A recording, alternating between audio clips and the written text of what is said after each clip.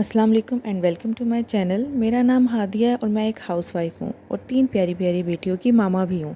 Housewife हूँ इसका मतलब कि मेरी ड्यूटी 24/7 और मुझे कोई छुट्टी भी अलाउ नहीं है। सबसे पहले उठ के मैंने मशीन लगाई थी क्योंकि ये एक मेजर काम था जो मैंने आज करना था। और ऑटोमेटिक मशीन है तो इतना कोई इशू भी नहीं है, इसमें सिर्फ कपड़े डालने होते हैं और इसको ऑन कर देना होता है और ये खुद ही वॉश कर देती है, सिर्फ इस कपड़ों को डालना काम है।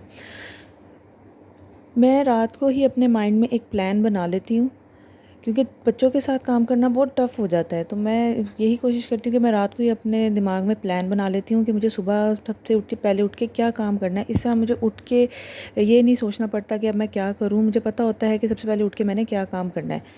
तो इससे मेरी थोड़ी लाइफ ईजी हो जाती है। और मशीन मैं बच्चों के उठने से पहले ही मैंने लगा ली थी क्योंकि जब बच्चे उठ जाते हैं तो मुझे सारा टाइम उनको देना पड़ता है। यहाँ पे जो मेरा डोर मैट है उसको मैं कैसे वॉश करती हूँ कि मैं डोर मैट को ये जो पाइप है जिससे पानी ने बाहर आना है इसके आगे रख देती हूँ। पहले सरफ़ वाला पानी आता है इसके ऊपर और उसके बाद फिर नॉर्मल पानी आता है, तो ये कपड़ों के साथ ही वॉश हो जाता है। जब बच्चों के साथ काम करना थोड़ा सा मुश्किल होता है, लेकिन थोड़ी सी टाइम मैनेजमेंट और थोड़ी सी प्लानिंग अगर कर ली जाए पहले से ही तो काम थोड़ा इजी हो जाता है।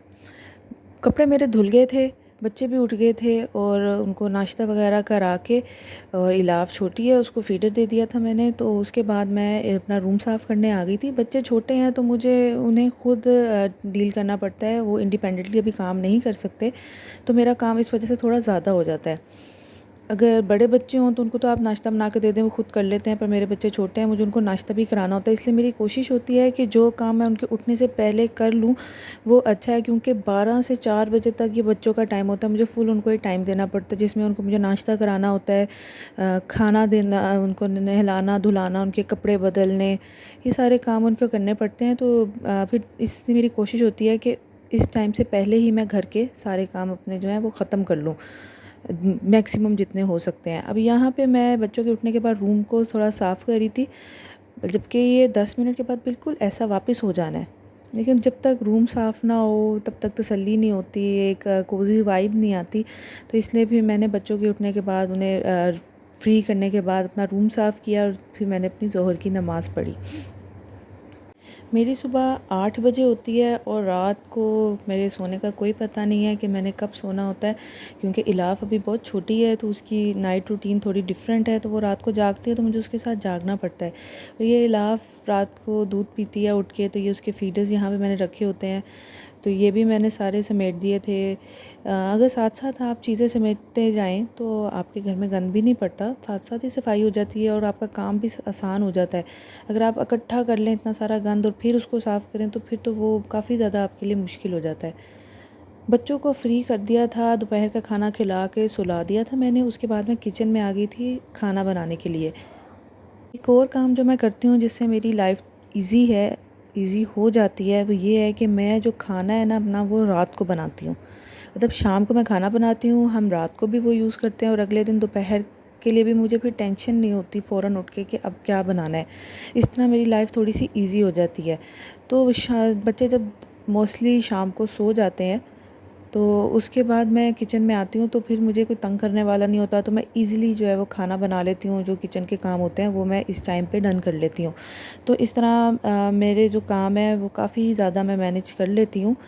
तो यहाँ पे मैं तोरी बना रही थी। तोरी की सब्ज़ी जो है वो आई थिंक बहुत अंडररेटेड सब्ज़ी है, लेकिन ये बहुत अच्छी है, बहुत इसमें कह लें कि बहुत ज़्यादा ताकत है और ये बहुत अच्छी भी बनती है और इजीली भी बन जाती है, बस ये काटना ही इसको इशू है।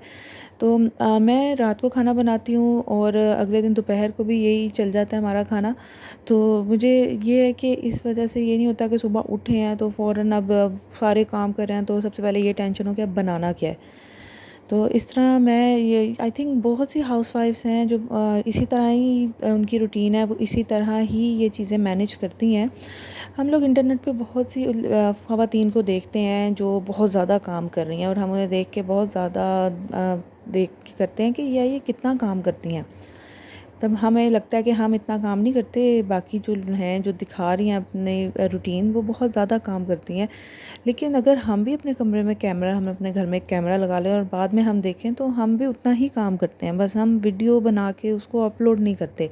तो सारी हाउसवाइफ्स जो हैं, जो भी वर्किंग वुमेंस, तो उससे भी ज़्यादा काम करती हैं, जो घर भी देखती हैं, जो बाहर नौकरी भी करके आती हैं। आई थिंक वो तो सुपर वुमेंस हैं जो वर्किंग वुमेंस हैं। और हाउसवाइफ्स की तो ड्यूटी वैसे ही बहुत टफ़ है, क्योंकि दिन सुबह से लेकर रात तक घर के काम, बच्चों के काम, ये सब देखना कोई आसान तो नहीं है। जितनी भी हाउसवाइफ्स हैं वो सब इस चीज़ को समझती हैं कि ये बहुत टफ़ काम है। ख़ास तौर पे जिनके बच्चे छोटे हैं, उनको बच्चे भी देखने पड़ते हैं, घर के काम भी करने पड़ते हैं, फिर अपनी भी कोई ना कोई तबीयत ख़राब होती है इंसान की। तो ये मेरे ख़्याल से तो हाउसवाइफ जो होना है वो सबसे मुश्किल जॉब है। और साथ अगर हम वर्किंग वुमेन भी हैं तो फिर तो बस सुपर वुमेन है हम लोग, हमारे पास कोई सुपर पावर्स हैं जो हम ये सारा कुछ मैनेज कर लेते हैं। तो कभी भी आप दूसरों को देखिए ना, कहें कि वो बहुत काम करते हैं तो हम नहीं, हम घर में बैठ के नहीं कर रहे, हम भी उतना ही काम करते हैं। जो लोग वीडियोस नहीं बना के अपलोड करें वो भी हाउसवाइफ्स उतना ही काम करती हैं।